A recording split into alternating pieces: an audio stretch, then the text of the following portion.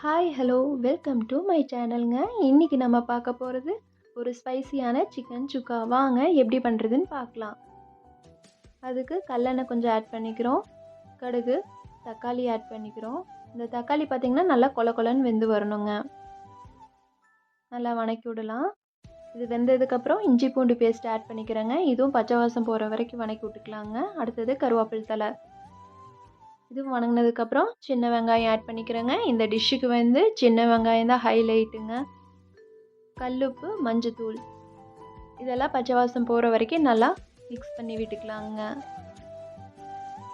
நல்லா மிக்ஸ் ஆனதுக்கப்புறம் இதுக்கு தேவையான அளவு தண்ணி ஆட் பண்ணிக்கிறேங்க. இந்த வெங்காயம் பார்த்தீங்கன்னா ஒரு 1/4 மணி நேரத்துலேருந்து ஒரு 20 நிமிஷம் நல்லா வெந்து வரட்டுங்க. நம்ம வந்து ஒரு 1.25 கிலோ சிக்கன் எடுத்துருக்குறோம். இது நல்லா வாஷ் பண்ணி வச்சுருக்குறோம். இதையும் நம்ம வந்து ஆட் பண்ணிக்கலாங்க.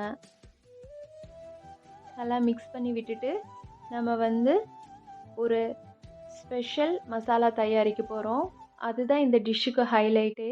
வாங்க அது எப்படி பண்ணுறதுன்னு பார்க்கலாம். மல்லி, சீரகம், பட்டை, கிராம்பு, மிளகு, வரமிளகா, நம்மளுக்கு காரம் எவ்வளோ தேவையோ அதுக்கு தகுந்த மாதிரி வரமிளகா எடுத்துக்கலாங்க.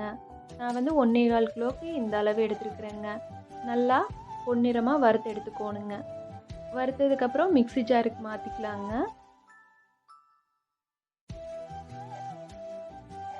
இந்த மசாலாவை நல்லா ஒரு 90% அளவுக்கு பவுடர் பண்ணி எடுத்துக்கலாங்க.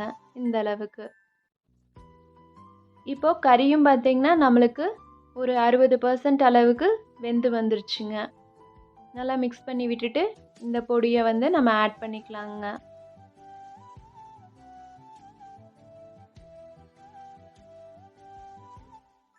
எல்லாத்தையும் இப்போ கலந்து விட்டுக்கலாங்க. பாருங்க, பார்க்குறக்கே எவ்வளோ கலர்ஃபுல்லாக அவ்வளோ அருமையாக இருக்குதுங்க. அது கொஞ்சம் கொஞ்சமாக வெந்து வர வர அந்த மணமே பார்த்தீங்கன்னா நம்மளை சாப்பிட தூண்டுது. இப்போ பாருங்கள், நம்ம போட்ட அந்த வெங்காயம், மசாலா எல்லாம் மிக்ஸ் ஆகி ஒரு கிரேவி கன்சிஸ்டன்சிக்கு வந்துருச்சுங்க. இப்போது கருவேப்பிலை தழை, கொத்தமல்லி தழை ஆட் பண்ணி நம்மளோட டிஷ்ஷை ஃபினிஷ் பண்ணிக்கலாங்க. இது பார்த்தீங்கன்னா தோசை, பூரி, சப்பாத்தி, ரைஸ் எல்லாத்துக்குமே செட் ஆகுங்க. அவ்வளோ சூப்பரான காம்பினேஷனுங்க இது. எல்லாத்துக்குமே அல்டிமேட்டாக இருக்குங்க. ஒரு தடவை